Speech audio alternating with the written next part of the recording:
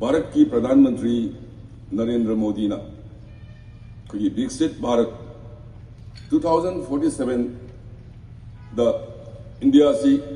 Equality लेबा कोई चप मानव थाकता जाति खुदिमक पुखनबा होनबदा ट्राइबल सोसाइटी की सोटा होरिबा छात्र सिंह की खल्लकांदा दुगुंबा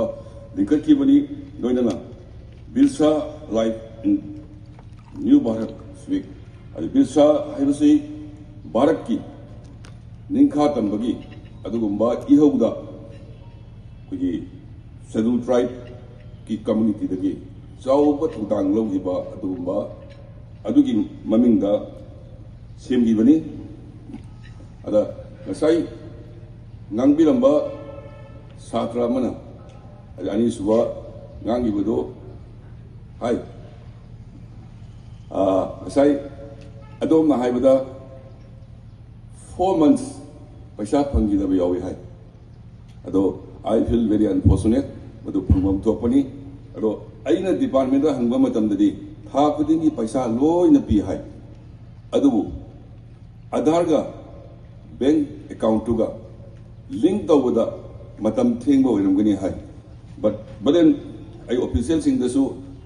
sumba problem si thokpada yam thuna solve tawbiyo hai na request tawge ado satra sing ya wa bai si ai ai su isa satra sing lai ko satra sing ya wa bai si we should not tolerate it masi koi makeup ka bange soiba sindu sagi doina menkhat minaraga hai tai then again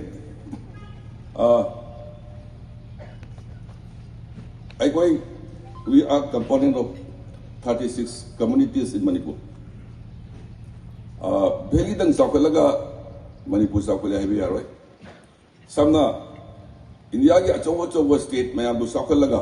Bharat saukala heavy su arroy. So Manipur saukatana Bharat saukala heavy arroy. Likewise,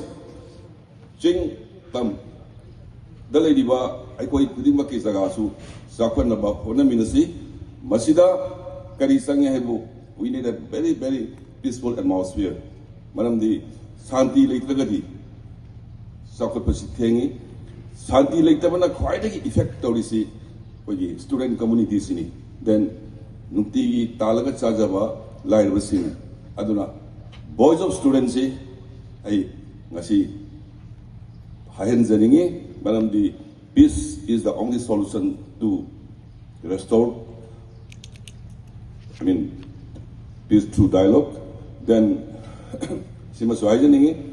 Madam, the Kanariba, Mayamsi, student community, Yangakanda, Kanabigano, peaceful atmosphere, or Stelma, Poroxy, I could some man as Sakat in the Honasi, and a higher Kanda, a Ponamapu, Kurumzari. Thank you. Zai.